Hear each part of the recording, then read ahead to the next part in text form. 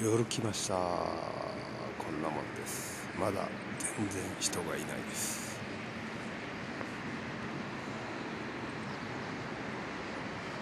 いつものワンちゃんキャンパーです。あ、ワンちゃんだ。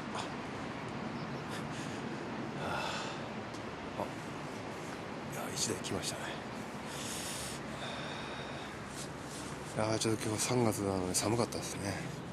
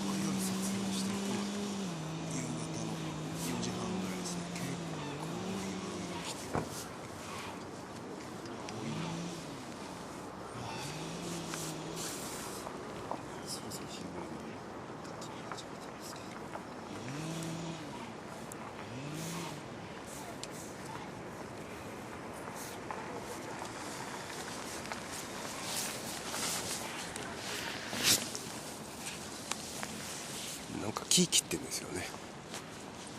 生木なんで使えないですけど、こんな感じかな。あっちの方まですごいいるですね。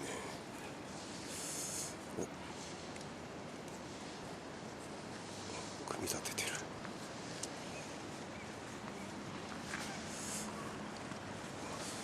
バイク4人組。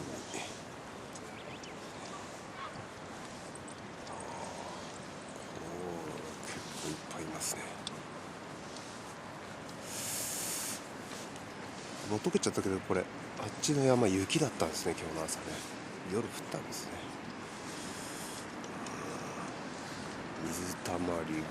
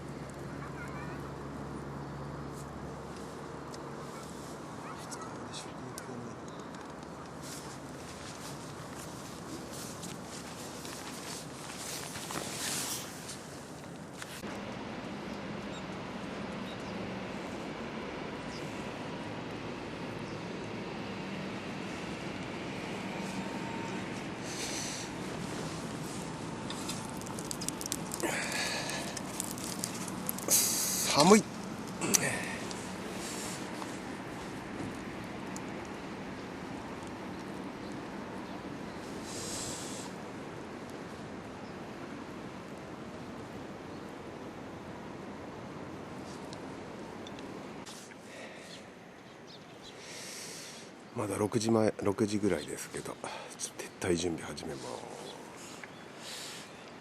昨日は雪降んなかったですね。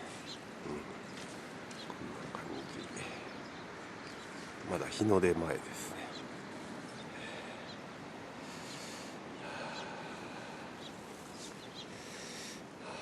今日は熟睡できました。